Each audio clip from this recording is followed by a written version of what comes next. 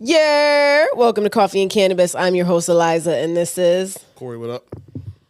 I promise you this was not on purpose. Listen. This is the second in 3 episodes that we matched completely by accident. Yes. Literally came in, pulled out the clothes, put them on, was like, oh shit, we matched. Yeah. I know people was looking at that Jasmine episode like, they both got the Mud Brothers Yes. completely by accident. Even me now, seeing us in the thing on the other side that y'all can't see. The camera that shows us what we look like. Fucking twinning. Listen, well, you know what it is do good, stay fly, get high. Yeah, just made my own shit. Welcome. It's us. You know, sometimes we like to do this. Coffee. I showed y'all last time. We on that new wave. All right. Supplied by K1. And Corey, what we got for today? We are smoking wedding cake. This is not hemp. Why you do this to me? Why can't you I can't roll respect my preference? I can't roll the shit. That's why. And you shitted on me the last time I tried. That's a fact. It is a fact. That was terrible. I cannot roll hemp. I can roll blunt all day, but hemp? My soul doesn't need this. So, as you see, we told you in the beginning when we started this podcast, which we didn't think it was going to take this long to get to this stage where it would start to look different behind us, but finally, months and months later, we're here. Our dispensary is under construction. Ta-da!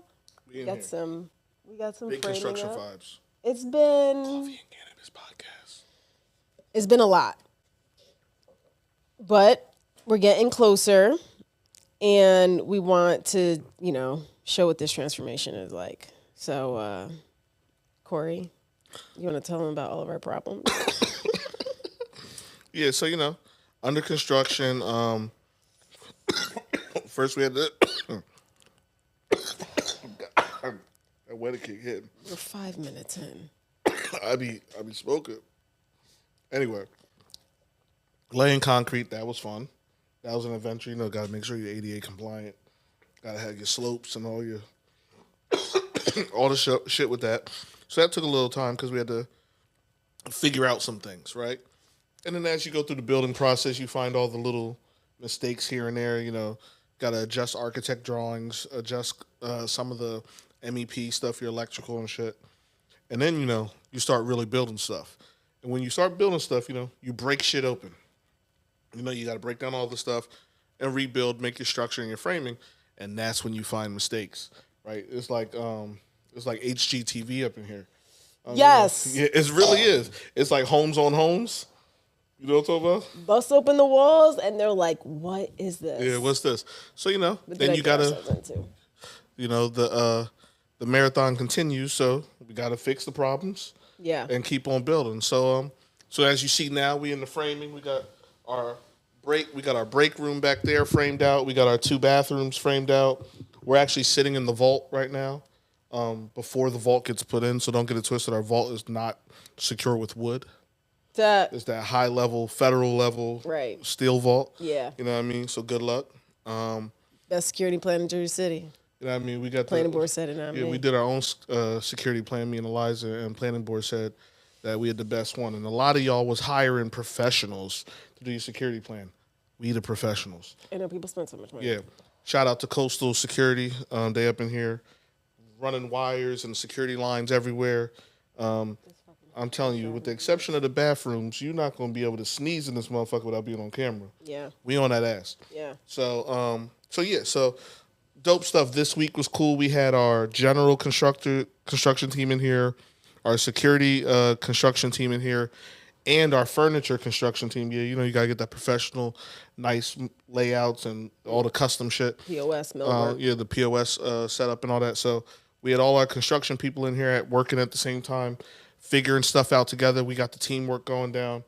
So that was dope. Being here earlier this week, seeing all our different crews working together to figure out and fix problems together, which that's that love, that support, that the people that we hired, that we're using really fuck with us and want to see us open, want to see us succeed, and are willing to make little changes here and there with each other to make the shit come to fruition. So that was definitely cool. Shout out to Allspace, shout out to Dana and Chris and them over there. Shout out to Hector and the team. So that's dope. You know, one thing that I often think about in this journey, you know, like the state's making a lot of effort to try to get folks from disadvantaged groups involved and make sure that this industry is diverse. And when I look at the journey, right, we always talk about people trying to get licenses, people fundraising, but even this part could be really sort of a struggle. And it's not just about like knowing how to operate a cannabis business or operate in a regulatory environment, but it's also understanding how to build out a facility and make sure that it has all the bells and whistles of what you need, right? Because if you don't have a construction team that necessarily has ever built a dispensary, you need to know how to guide them in that. Yeah. But also there's other parts about it, like if you don't have an expediter, and if no one knows what that is, like here you go, here's a gem, right? Hire an expediter. They normally have relations in a city and get your permits moved along swifter.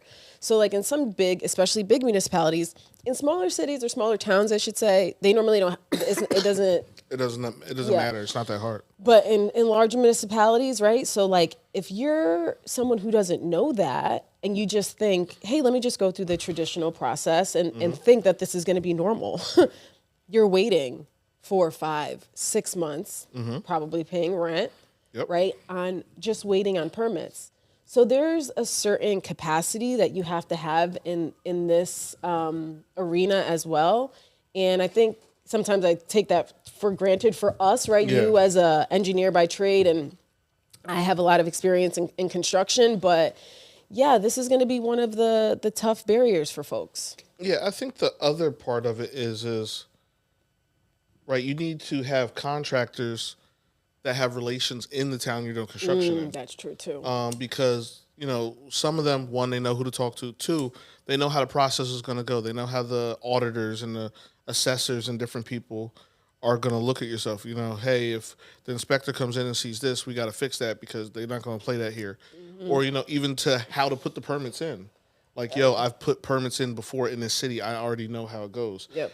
That's a big part because, like, our security team put in their permits for this basically before we had a completed contract. Yep. It was like, hey, we're gonna make it happen. We got to figure it out, work together. And in the meantime, they put their permit in, and then we had to, like, you know, we ironed out what we ironed out, but that permit process was already moving. And, you know, working off of each other's permits, like all that different stuff. It's just important that when you're choosing who to use, you understand their relationship with the town. Yep. And how that's all going to move, especially in these bigger cities where things cost money, things take time, and the people you're using really need to understand how that market is. So, you know, that it took time. It took some time, a couple meetings and stuff, but we got through it, and now we're doing, you know, to some extent, major construction in a big city. And finding out along the way, but it's cool. Yeah. This is quite a journey, and I think also like there's some costs that people don't always consider, right? Like dumpster and trash removal. Parking, blocking out parking. Blocking out parking. If you're in a major city and you need to have a concrete truck or any big dumpster come, you have to actually get permits sometimes to put that dumpster there. No parking signs. Go through the channels for that. Yeah, people don't realize that no parking sign during construction costs money to put that sign up. They're going to charge you to take away street parking for a day or two. Yep. To do that work. So, yeah. Or in some major city like New York, even the sidewalks, and you see the scaffolding over the sidewalks, costs money to get the permit to do that. So, you know, plan that out. Your permit costs definitely add up, as we have found. Yes. They might ask you to do a land assessment. Yep. You know, it's just traffic studies, all the different shit, and then you never know the building you're moving into. You know what's going to happen when you actually open it up. Is some stuff grandfathered? What stuff's not grandfathered? It's a real endeavor, especially if you're going into a place that's like white boxed, so you don't know what's underneath that. You don't know if they did the work properly. So that's always The worst. Yeah, you almost rather it be down to the stud so you can frame it out and do it yourselves and see everything Yep. than almost go into something that's white boxed with the sheetrock up because you don't know what's underneath that sheetrock. Yep. But this is where we at. We told y'all we tell you keep y'all along for the ride. So we are thoroughly in the mix of construction. You see literally bags of quickcrete, concrete and different stuff. You see the framing up. You see the wires. It's lit in here right now. So but that's where we at. It's real. This is lit. This wedding cake is hitting. Yes. Holy shit. I'm pretty sure it was like 30+%. Bro. Whoa. Yeah, because you look like Tigger right now. Yes. Wow. I was gonna say something and I just totally. Yeah. Yeah, this is. Where'd you get this? I can't disclose my sources. Oh, okay. All right. Is that good shit though? Wow, this this is It's fucking you up. this is a travesty. Oh. Look, Right. look at my eyes. Oh my god, I see my eyes. That's Tigger. crazy. That's Tigger right there. So This is the other piece. If I look like I'm like shivering, we started this podcast when it was this same weather. Actually, it was a little bit colder because it was January. Yeah. But remember in our beginning episodes, we were talking about like how we had the heaters around. How it was cold. It was like we cold in this motherfucker.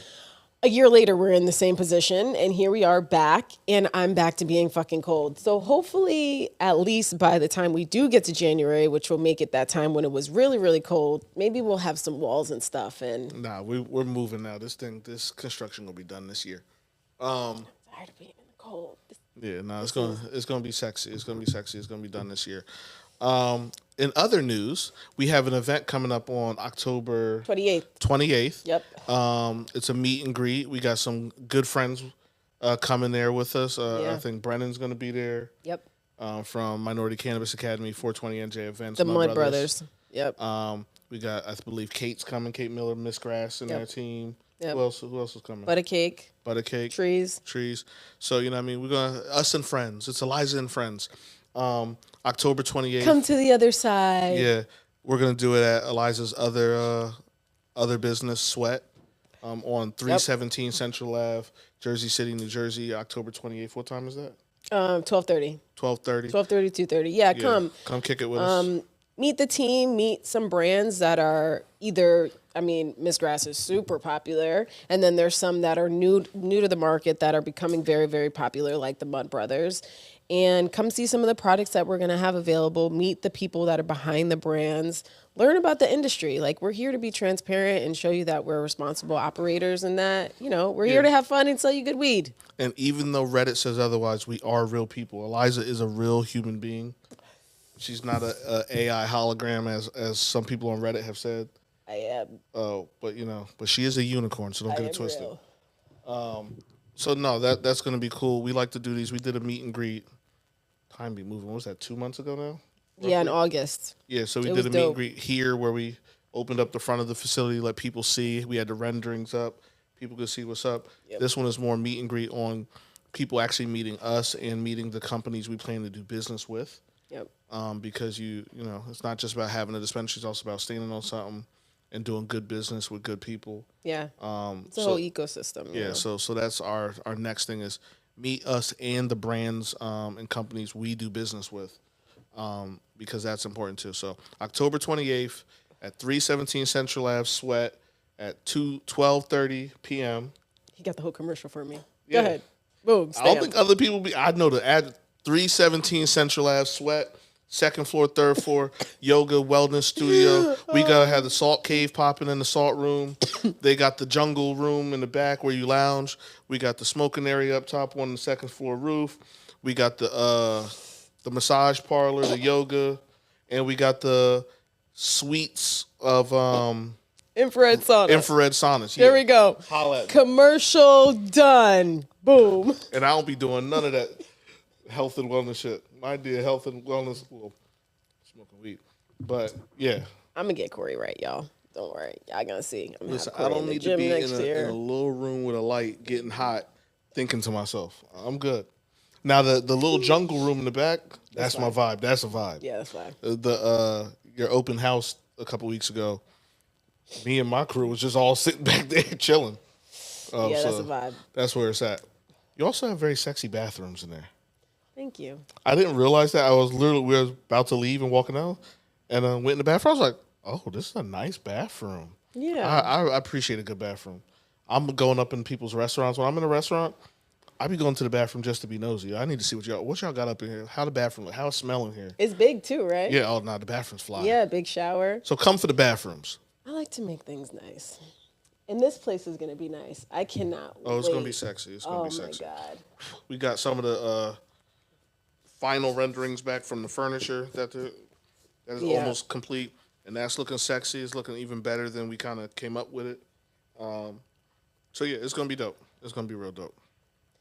So now, what do we have? We have the event coming up. We have anything? I mean, listen, it's looking like it's gonna be really soon, guys.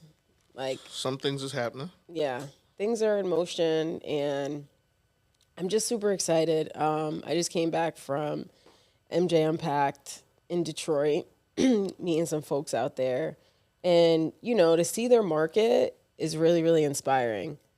They have so many developed brands, so much creativity, so many different product types.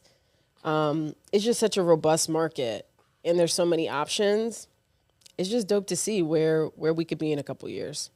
Yeah, well, the other thing is Michigan literally is like its own planet in cannabis. Like the way that market runs, very different than anywhere else in the state. They super pro home growing. The prices are a lot cheaper in Michigan, and they really haven't blocked out concentrates as much as some of these other states have. That was a little crazy though. Yeah, it's like dumb cheap. Bro, I bought a pre-roll for $5. Yeah, it's dumb cheap. 5 for $20. Listen.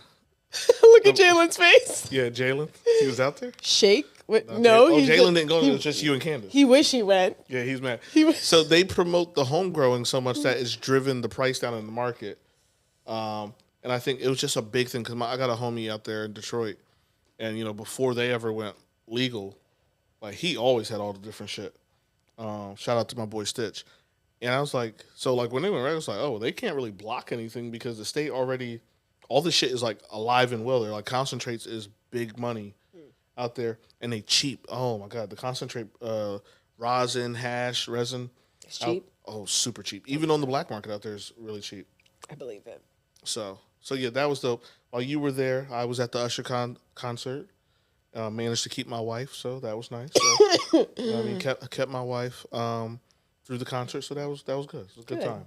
You also went to go see Lauryn Hill, right? She made you wait 2.5 hours, I heard. Yeah, Lauryn Hill decided to come out early for her. Only 2.5 hours late. Oh, how kind. Me and Tiff is old because we went to the show. Obviously had to wait. Watched the show for a while, but next thing we look, it's like 11:30. It was like, we got to get home. Yes. Like it's a Tuesday and we have kids. Yep. So we didn't even we literally walked out as the Fugees heard the first set with the Fugees. But it was like, we got to get home. We got kids. We got work tomorrow. Yep. Babysitter, racking it up. And it was like, this shit is ridiculous. Like, they can't have Lauryn Hill perform during the week. Doesn't she live like around the corner from there? Lauryn Hill lives in Newark or South Orange. Yeah, she lives a 10-minute drive from the stadium, from the arena, from Prudential Center. Why is she that way? Listen. One album. When we came in... A great album, but why is she that way? When we came in the arena, we could hear them doing their sound checks. Like they had it blocked. You couldn't go in the arena part. So everybody was out in the concourses, but you could hear them doing sound check in there. Sound check's supposed to happen like 6, 8, 10 hours before the show. They were doing sound check at the time of doors opening.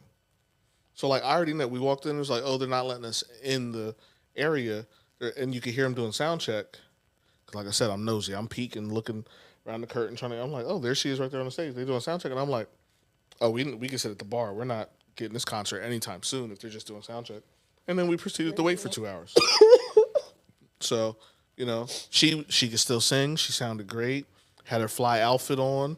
Had a huge band. I mean, like 30-piece band and orchestra and DJs and everything. So it was fly. She sounded good. They need to work on the levels a little bit because the band was really, really loud. You could barely hear her. It's just the experience you didn't get because she was so late. So, but that's what it is. So that's where we at. That's where we at in our lives. The market, New Jersey market, is interesting. You got a lot of dispensaries that just opened here in October. I can count at least 9 Yes. That opened this month. But the bigger thing is these manufacturing licenses are starting to come online. Yes, they are. You know what I mean? Shout I'm out to excited to Nican. finally see some shit. Yeah, shout out to Nican. Fernway. I know Fernway is gearing up. They making getting their product out after spending a whole heap of money on all these promo stuff. So their product is about to come out. Guess who I talked to? Who you talk to? Wild. Oh, Wild. Oh, the gummies. They're coming. Oh, look at you. You all see. I don't do the edibles. Me neither, but theirs are the best. Are they? Yes, and my wife also loves them. Listen, So I want to make her happy too. I must say I thoroughly enjoyed the Ozone gummies. But yeah, no, the Wild is good as well. Obviously, Wild is all over the country. They're coming. Good. A couple people are coming. Yeah, so like the manufacturing licenses are getting going. So that's people, whether they're buying flour or buying oil or whatever, and producing some new products, some new stuff. So you're going to start seeing some new brands in the market. And that's going to be cool because hopefully that allows for more product diversity across stores. So like, a lot of the stores right now, most stores you walk into just are multi-MSO stores, right? Yeah. They just got 2 or 3 MSOs product in the store. And that's just what it is because those are the only people producing a high enough clip of product, whether it's third-party product or their own branded product. But now with these manufacturing licenses coming on, a couple cultivation licenses coming on, we're going to start seeing some new flower brands, hopefully with that new flower strains, Yes. and some new products in general. So no, it's good for them. It's good for the industry. It's good for the market. Definitely good for independent retailers like ourselves because you can actually have a different product assortment than the place down the street. Right. So there's actually some selection and cultivation of what products you have on your shelf. Yep. So that's going to be cool. It's going to be good for the market. I can't I can't wait to just see some diversity in product. I had these cinnamon covered pretzels, THC infused, in a little pack. Okay. Outstanding. The Annie's place that has the pretzels that they On the ends, yeah. taste just like that, but THC infused. And it's just on the shelf, like nothing. It's not behind a window or anything. I mean, it's, That was in Michigan? yeah, Yeah. similar to California, but still just to be in Michigan and see that. So the other thing is, and I'm going next month, so I'm really, really excited. I'm going to come back and give feedback on it because I'm so excited to go to Minnesota. Minnesota? Oop. Do you know anything about the Minnesota market? No. I learned about it recently. Ooh. And now I'm going. So Minnesota has passed some sort of law to allow THC, low dose THC drinks to be anywhere. Oh, okay. So they're saying that like Minnesota is really the future of cannabis because when you go there, it is so normalized because how they rolled out their introduction to drinks. Yeah. And so it's in drinks. regular stores. Exactly. And drinks is the most socializing sort of thing, right? When people go somewhere, they bring something, they bring a drink, they bring a bottle, or even if people just have coffee together, it's always a drink that you socialize. And smoking, sometimes people still can't wrap their mind around this, right? With drinks, it's making people just see cannabis so much more normalized. So you go out over there, say a bowling alley with a bar, THC on tap. That's dope. Say a movie theater, like an AMC with a bar, THC drink on tap. I heard one of the ladies said in the grocery store, like at the end where they have like the buckets of whatever, THC like infused seltzers or whatever things are on the market. That's cool. That is so dope. That's very dope. That's very Some problems there too though. well, yeah, but that part of it is progressive. Yeah. And good for the industry, especially if other states follow suit. Yeah. All right, well, you going to Minnesota. Skol. I know. It's fucking cold in here now. But it's going to be cold there too because I'm going next month. So it's going to be colder than it is now. Oh, it's going to be a brick. Yeah. But I'm excited to see this because I do think that this is a smart way to roll out. However, some of the issue that I see is that outside of selling something that is a THC product, that's outside of a dispensary, the folks that are serving it may not be educated on it. Yeah, you're taking that aspect out of it. That's true. Right? So if they're Because at it's a readily available. yeah, and if they're at a bar and they're serving alcoholic drinks and they serve something like that to somebody and they're explaining like what the milligrams are, there should be a level of education that they now have to have because similarly, a bud tender knows a lot or should know a lot. Yeah, should. So I think that that could cause some issues because then if there's not enough education from the people that are serving it, then that means that the consumers are not going to get enough education. And even though it's normalizing, it's not normalizing in a way that people are learning anything. Yeah. And that could be sort of dangerous. Yeah, that's an interesting thought. I didn't really think of it that way, but now that you bring it up, that does make sense. Yeah. I don't know. I don't have much to go. Yeah, it's good in some respects, but it also means you're gonna have to educate yourself, or you're gonna have to already know. Granted, it's the drinks. It's not like concentrates or some of the other stuff. Right. Because drinks usually have a more mellow amount from a milligram standpoint. Usually, so it's not high level concentrates and things like that. But yeah, I could see now that you pointed out how that could be an issue. And these are low dose drinks too. Yeah. That's how they explained it. So like 2 milligram, 5 milligram. Some of the drinks in California are like 100 milligram. Oh yeah, no, Cali is stupid. So, you can't put a 100 milligram drink on a tap for some, like, Yeah, no. that's not smart. But, if we're talking about at the same rate that somebody would get a little bit of a buzz from a drink, like a beer. But I do think that it's also good for environments that when business is being conducted and people are socializing with drinking, maybe somebody doesn't want to drink alcohol. This gives them an alternative. I think there was a study, people were saying that about California, that like alcohol consumption's down with the rise of THC drinks. Like people are opting to buy THC infused seltzers instead of drinking alcohol. Things of that nature. So yeah, there's a whole ecosystem that comes into play once that becomes prevalent in a market. Sadly, Jersey still doesn't have legalized infused drinks, but hopefully we can get there. Like I don't understand how we can have rosin and resin, but not a seltzer. It's just like certain things don't make sense. Right. But I know it's at least on some dockets to come up. Yeah. So yeah, I think it's part of the discussion right now. Yeah. Well, there won't be any. There were licenses awarded today. Were there? Yeah, today was one of the CRC meetings for annuals, and then there won't be one for November. Apparently, politics takes a month off, and then they'll be back in December. So it won't be any movement for the next at least 2 months in the market from a licensing standpoint. So but it is what it is. It's kind of a known thing that Jersey was shutting down for November. Not December, but November. I'm really cold. Yeah, she's shivering, actually. I am shivering. And she's high now. I can't believe we're back here again. Back here in the fucking cold. You should have wore a crew neck. I didn't know this was going to happen. And I'm very disappointed with myself because I was hoping by this time we would have a fucking dispensary. Listen, like I told you, if it was easy, everybody would do it, and it wouldn't be for us. It's for the tough and strong, and patient. Apparently, this is me talking to God. Please don't let me be on your strongest warriors list next year. Listen, please take me off. Yeah, check on your strong friend. So.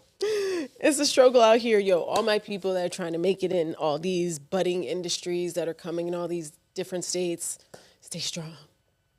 No, yeah. So we're in a good spot, though.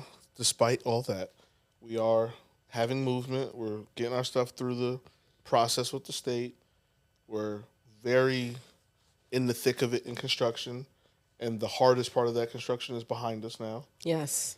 So now it's game on. And you know, shout out to all the people that are opening right now. Shout out to the people that are sitting like us, waiting on getting that annual approval. Yeah. From the state. Shout out to the people that stores are already done, and you know already completed their dispensary, and they're just sitting in it waiting to actually be able to sell product, or waiting to get that first order in, or waiting for your metric license so you can actually do your purchase. It's definitely go mode right now, but it's a lot of people sitting around like us waiting, you know, for it to get through the state. Yep. That's just where we are as a market right now. Still better than New York, though. Bendito.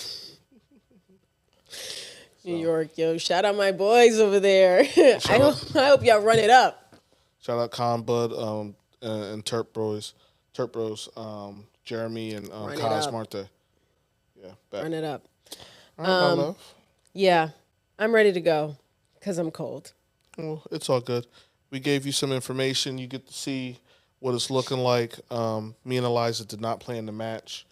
That wedding cake is hitting. I got a crazy head high right now. I'm so high. Shout out to Rutgers. All right. Well, what is it? What's the thing? I got to get my shit together. Yeah. I don't know. All right. So do good, stay fly, get high. Peace.